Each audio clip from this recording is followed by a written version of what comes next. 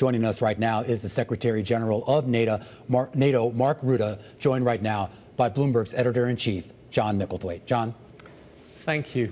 Mark Rutte, thank you for talking to Great Bloomberg to be, once again. To be on the show. Can we begin with all these incursions by Russian fighter jets and Russian drones into NATO airspace?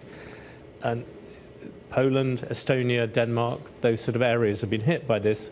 And we have a report today that Britain, France and Germany have told the Russians that if that happened again, NATO, particularly with the jets, would shoot them down. Is that your understanding as well, or you don't know? Well, this type of messaging is taking place all the time, of course, informal, so not for me to comment, of course. But hey, let's face it, we have trained and prepared for these situations, and our fighter jet pilots know exactly what to do for 50 years now, from the Soviet days, now with Russia. We have had these incursions before. They will assess the danger, and if the danger is such that they feel they really have to take down the plane, then they can. But they can also decide that there is no imminent threat, and then they will escort them outside of the airspace. I think the message has got through to the extent that you don't expect the Russians to do it again. But again, there is a bit of a risk that we're all getting now thinking, hey, we need new rules or whatever. Yeah. The rules are there. We have our military people, our military commanders have all the rules at their hand, have all the authorities they need to deal with these situations. And this is not new. We are doing this for tens of years, decades. And we have seen this from the Russians. It is reckless, it's unacceptable. We're still assessing whether the drones in Poland and the fighter jets in Estonia, whether it was intentional. We don't know yet. Yeah. Still being assessed, of course, with Copenhagen, with Denmark. I spoke with the Prime Minister this morning. There we are also still assessing who was behind this. Also very worrying what happened there, obviously, and we're all working on that. But when it comes to these fighter jets, that's not new. It's bad, it should stop. But our pilots know what to do, and if necessary, they can do the ultimate. Is there a difference, though, isn't there? Russian, with the fighter jets, there seems to be quite a clear policy, as you've said, that's been for years. Russian jets should not come into NATO airspace. The drones is much more complicated because there tend to be lots of them. They're hard to defend against it. And there you seem to have a kind of, there's the intentionality problem that you pointed out. You know, is this on purpose? Isn't it? But another big one is just having the kit to deal with them. Exactly. Because as I understand it, what would happen at the moment is you might have to use a very expensive missile to shoot down a very cheap drone. Is there a kind of kit problem with this as well? In the short term, yes. And by the way, I was very proud of the Dutch fighter pilot last week who took down, or 2 weeks ago now, who took down these drones in Poland, F-35 pilot. And it's exactly what we need to do, because first of all we have to prioritize the safety of our people. Yes. But you're right, it is not sustainable that you would take down $1,000 or $2,000 costing drones with missiles which cost you maybe $500,000 or $1 million. So this is why our Supreme Allied Commander in Europe, together with the colleague working on transformation, all of us in NATO are rapidly developing the technologies, learning from the Ukrainians, and we will start to apply that new technology over the coming weeks and months to make sure that next to the more traditional way to deal with this, we also have this drone interceptor technology at our hands. I know this is not something, you've only done it for a year or something. You look back, do you think NATO in some ways has been slow to react to the new reality of drone warfare? I don't think so, because we have this joint center together with Ukraine, JTEC, which is based in Poland, where we take all the lessons from the Ukraine war. Ukraine, being in war, is 2 or 3 weeks ahead of the Russians, and they, at an incredible speed, innovate during warfare. So we can learn from them. We will adapt as soon as possible. And in the meantime, if there are drones in our airspace, we will still take them down. We will protect our people. Is part of the problem here that actually it's Ukraine which is really good at making these things, but they're the people who most need them. So for the rest of NATO, it's hard to source this kind of kit. Well, the Ukrainians are proud, of course, what they can do, and also to help us supplying that technology. But you're right, of course, they have to prioritize their own safety. But we have also other ways, of course, to get our hands on this type of kit. So we're working on that, also developing, where necessary, the technology ourselves. So this is all being processed now. So we are really stepping up, and this is why we launched Eastern Sentry last week. Eastern Sentry is there to move from policing to air policing to air defense on the entire eastern flank. with the traditional means, but also figuring in as soon as possible these latest anti-drone technologies. Quite another thing which happened this week was that Donald Trump seemed to, well, he did change tack, and he suddenly said it's possible for Ukraine to get back all its land. What do you read into that? Well, I think that was a fantastic post he made 2 days ago. He mentioned Russia as he called them a paper tiger, and then the Russians for a full day. Have you seen that? A full day saying we are not a paper tiger, we are a bear. Hey, if you are a bear, everybody will notice, so you don't have to explain that. So probably they are not. Probably the president was right, and it hit a nerve in the Kremlin and potentially at the highest levels in the Kremlin. But there is an issue there. The last time I looked, Russia is still advancing on the ground in Ukraine. Very slowly, and they have lost by now 1 million people, dead or seriously wounded. They lose now in 1 month what the Soviet Union lost in 10 years in Afghanistan. This is what now the Russians are losing in 1 month. This is not sustainable, with only very little to show for it. The problem is that whilst they are not competent to get this done, that still if you have a president willing to sacrifice 1 million people, we have to prepare ourselves for what they are willing to do without lots of success, but still trying to create difficulties for us. And first of all, we have to make sure that Ukraine is in the strongest possible position. So I really commend what President Trump is doing. He also opened the floodgates, as you know, a couple of months ago, of U.S. kit, both lethal and non-lethal, into Ukraine, paid for by allies. So we are working on that. This is crucial stuff Ukraine needs. So in that sense, I think US, the President, Europe, NATO working together is a strong signal. It's the weakest point of Russia, actually, the economy.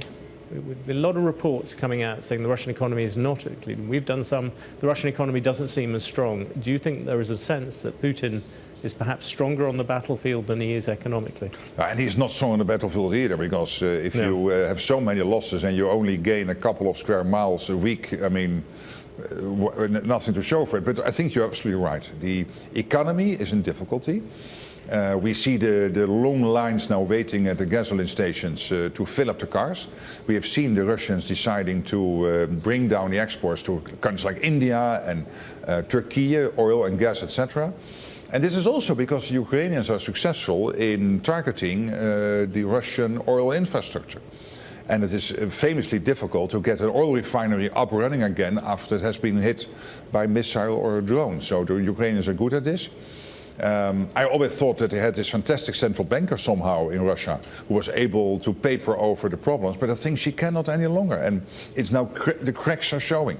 And the Russian economy is in difficulty. You're totally right. There's been talk of, from the Ukrainian side of, Russians should prepare to live in shelters like they do. Does that sort of talk again, help? The Russians should prepare to live in shelters if, the NATO starts supplying more long-range weapons, that Ukraine would be able to hit deeper into Russia?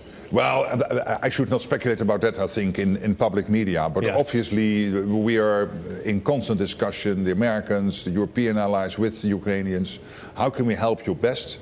And all options are always on the table. But obviously, we should not speak so much about that in public. Do you worry at all just on the battlefield, going back to that? Yes, it's very obvious the Russians are losing huge amounts of people, but they still have managed to replenish them. The Ukrainians have that problem with the amount of materiel they have, partly the weapons you've talked about, also getting enough people to go forward, that problem about recruiting young soldiers. This is the first time anyone's ever tried to fight a war with old soldiers.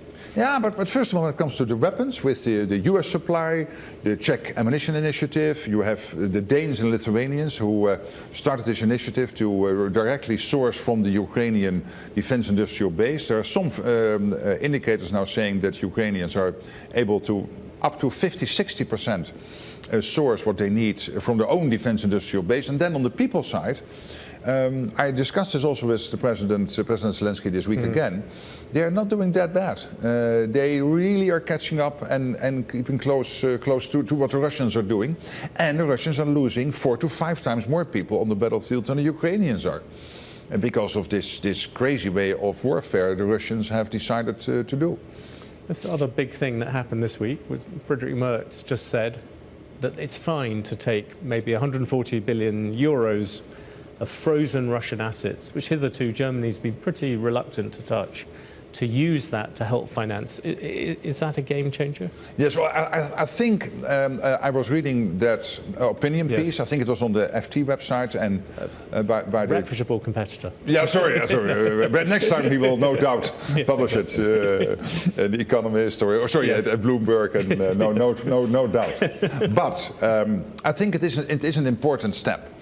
I must say, in the division of labour between NATO and the EU, this is more being dealt with at the EU side. Of course, I have a very close relationship with Ursula von der Leyen, the President of the European Commission. So this is not something I'm dealing with every day, the Russian assets. But of course I follow it closely, and I thought, hey, this is a development. And this is probably a way to work around some of the illegal problems to get access to the assets. Is that what you spend a lot of your time trying to do, is that interconnection between money, which Ukraine needs, weapons, which then, as you said countless times, are all spread out across different parts of NATO, and then finally that question of the front line? Yeah, I mean, in the end, what we need to achieve is for Ukraine to sustain in the fight and to be in the best possible position when peace talks would start. That is weapons, that's money. It is, of course, making sure that when it comes to the pressure on the Russians, that when it comes to sanctions and all that, is also more on the EU side than NATO.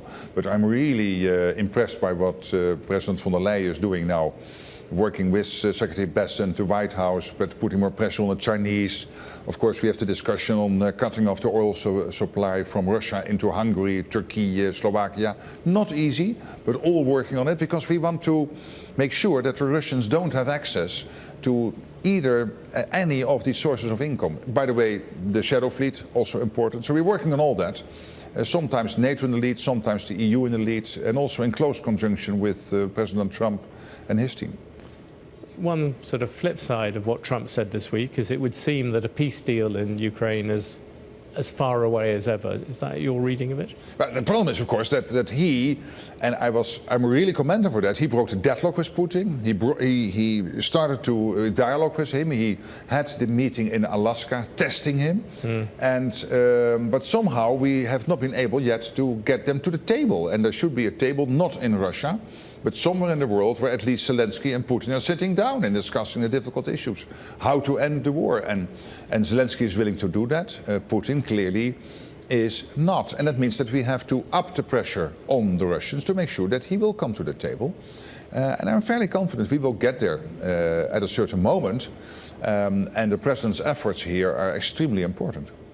You've been very good at praising and keeping Donald Trump on side. Do you think that you've changed fundamentally the way he looks at NATO? I mean, when you came in, there were a lot of doubts. I know Jens Stoltenberg was a very good leader as well, but there were a lot of doubts about how Trump saw NATO. Do you think fundamentally now he is committed to NATO in a way that... But, you know, it was not. It was absolutely clear what he felt. I mean, I was Prime Minister when he was Trump 45, and we discussed this many times. He was always in favor of NATO. And Trump 47 was in favor of NATO. But he had an expectation. The expectation was, hey, you guys in Europe, you have to spend the same we are spending. What Jens Stoltenberg did, he started this process in NATO, assessing what do we need to be able to do if Article 5 would ever be triggered. So this is called the capability targets. Each country, what do they have to deliver? This led to the 3.5 hard defense spending, 1.5 defense-related spending, this total of 5%. When in The Hague, under President Trump's leadership, NATO was able to agree on this 5%, this irritant was gone. This was there since Eisenhower. And he was able to solve it. So I think it was one of his biggest foreign policy successes. So he was already committed to NATO. But this irritant, this big pebble in the shoe was there, and it had to be removed. I think arguably NATO is as strong as it has been for several decades since the end of the Cold War. If you look at all the things we've talked about, you have countries, saying they will take on Russian planes coming to their airspace. You have people pushing up towards that 5% target. You have a much more committed Europe in terms of what is happening. Do you feel much more confident about NATO now? Yes, I always felt confident about NATO, but I think President Trump coming into office has really helped because I spoke to many countries in November, December, not yet on 2%, all 2% from 2014 we had to achieve by 24, 25. Who told me, difficult, Mark, I'm not sure we can get, how do we do this? And then Trump came into office in January, and from February and March, the phone calls came in.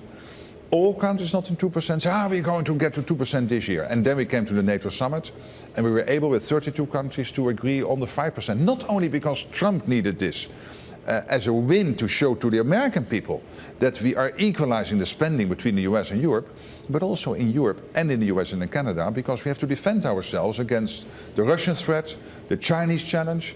It's there, and we cannot do that with 2%. We have to get to that 5%. Mark Rutte, it's very generous and perhaps shrewd of you to share the credit for this with President Trump, but thank you for talking to Bloomberg. Thank you for having me. It's a real pleasure. Back to you. All right, Bloomberg News Editor-in-Chief John Micklethwait in conversation with NATO Secretary General Mark Rutte.